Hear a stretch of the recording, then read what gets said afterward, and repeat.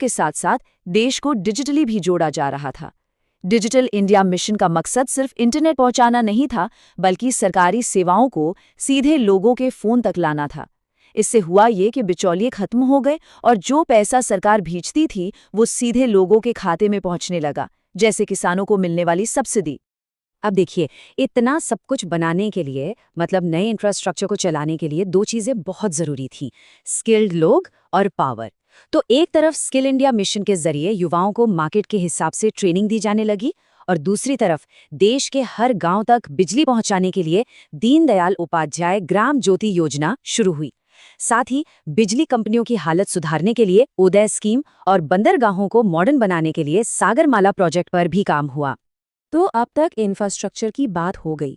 अब कहानी का फोकस आता है सीधे लोगों पर, मतलब उन योजनाओं पर जिनका असर सीधे सीधे परिवारों की जिंदगी, उनकी सेहत, घर और कमाई पर पड़ रहा था। जैसे प्रधानमंत्री उज्ज्वला योजना। ये सिर्फ मुफ्त गैस कनेक्शन देने की स्कीम नहीं थी। सोचिए, इसका असर कितना गहरा था। धुएं से भरी रसोई से छुटकारा मिला, मतलब बीमारियों से बचाव हुआ। महिलाओं का जो समय लकड़ी बीनने में जाता था वो बचा, और साथ ही पर्यावरण को भी फायदा हुआ। तो एक स्कीम, लेकिन असर कई मोर्चों पर। अब ये नंबर देखिए, 5 लाख रुपए। ये वो रकम है जो आयुष्मान भारत योजना के तहत हर परिवार को हर साल मुफ्त इलाज के लिए मिलती है। ये दुनिया की सबसे बड़ी सरकारी हेल्थ इंश्योरेंस स्कीम है। इसका मतलब ये है कि 10 करोड़ से ज़्यादा परिवार अब किसी बड़ी बीमारी के इलाज के खर्च की चिंता से काफ़ी हद तक मुक्त हो गए।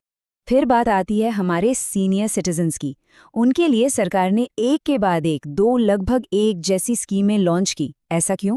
ताकि ये साफ मैसेज जाए कि गिरते इंटरेस्ट रेट के दौर में भी उनकी जमा पूंजी पर एक गारंटीड रिटर्न मिलता रहेगा, जिससे बुढ़ापे में उनकी इनकम सुरक्षित रहे।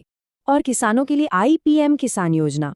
इसमें हर साल 6,000 रुपए सीधे उनके बैंक खातों में भेजे जाते हैं, 2-2 हज़ार की 3 किश्तों में। इससे उन्हें फसल बोने से ठीक पहले बीज और खाद जैसी जरूरी चीजें खरीदने में मदद मिलती है, और उन्हें साहूकारों के चक्कर में नहीं पड़ना पड़ता। और अब हम पहुंचते हैं